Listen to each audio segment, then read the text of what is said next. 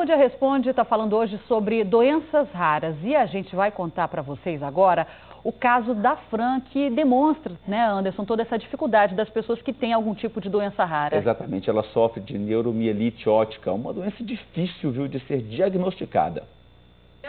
Foram 9 médicos, muitas incertezas e uma peregrinação de 4 anos por Goiás, São Paulo e Distrito Federal. Essa foi a trajetória da Fran até descobrir a doença que tem, a neuromielite óptica.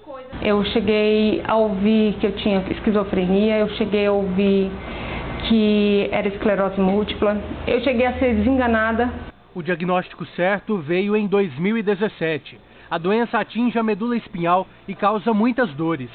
A Fran não pode comer alimentos como arroz e feijão, por exemplo, e precisa tomar muitos remédios, além de suplementos para auxiliar no fortalecimento muscular.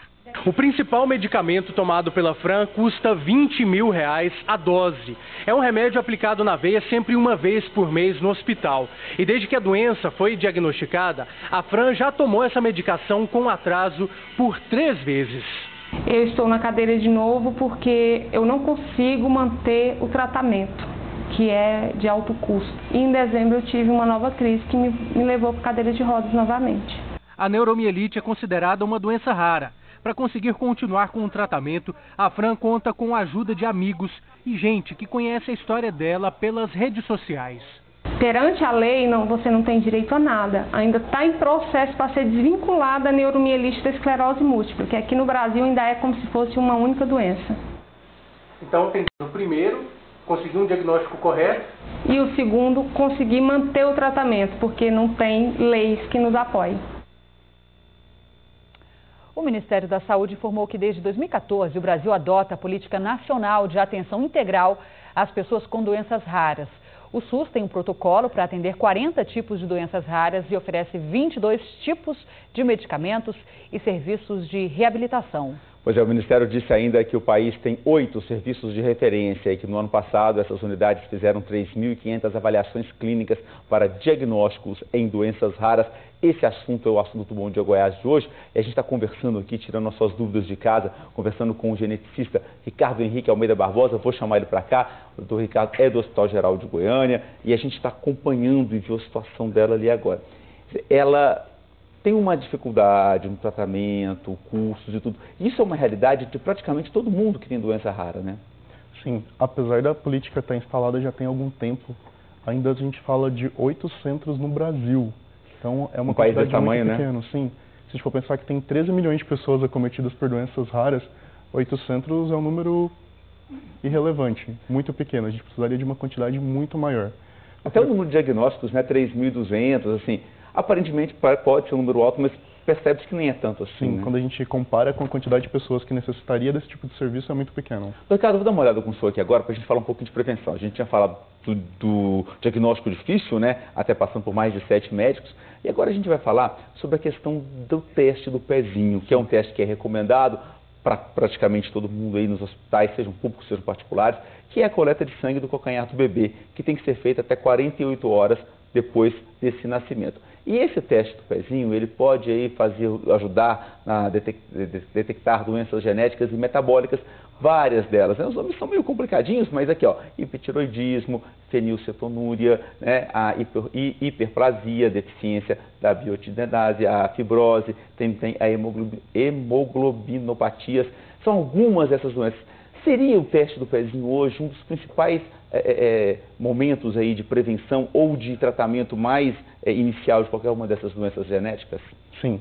O teste do pezinho hoje, para as doenças que têm manifestação infantil, que são a maioria das doenças raras, ele é uma forma da gente fazer diagnóstico das formas que a gente consegue tratar.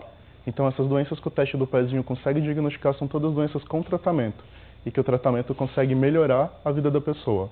E esse processo todo aí deixa muita gente com dúvidas, principalmente com relação, né, a esse diagnóstico, né?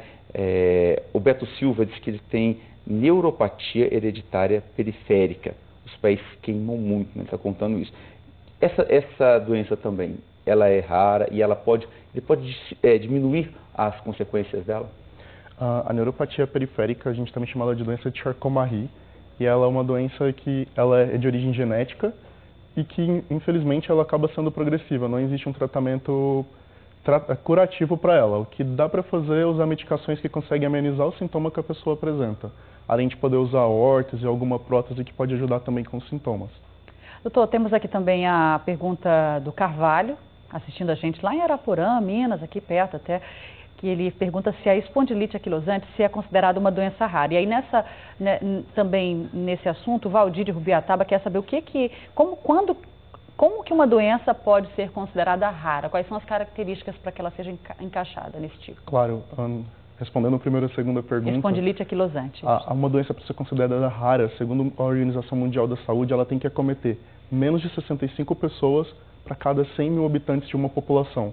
Então essa seria a definição, uma doença que acomete menos de uma pessoa a um grupo de 2.000. Então é uma doença pouco frequente na população. E a espondilite anquilosante é doença rara? É necessário fazer o recordatório da epidemiologia. Como são um grupo muito extenso de doenças, essas listas sempre acabam mudando. Essa classificação é muito dinâmica. Muitas doenças que já foram raras hoje não são mais porque elas são diagnosticadas e esse número cresce. Então, o número de doenças raras é dinâmico, ele transita.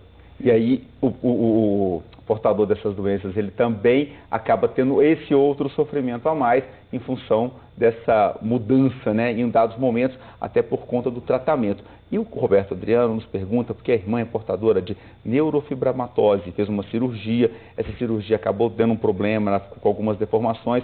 É possível fazer uma outra cirurgia em casos de doenças raras para que ela possa reparar algum problema que ela já teve? Sim, a neurofibromatose, se ela tiver alguma sequela cirúrgica que for passiva de reparação, porque nem sempre, dependendo da área que é afetada, é possível recuperar. A neurofibromatose é uma doença que dá tumores tanto da pele quanto tumores nervosos. Então, os tumores que são nervosos são muito difíceis de serem reparados. E aí tem que avaliar isso, não é só submeter uma cirurgia, né? Depende de caso a caso.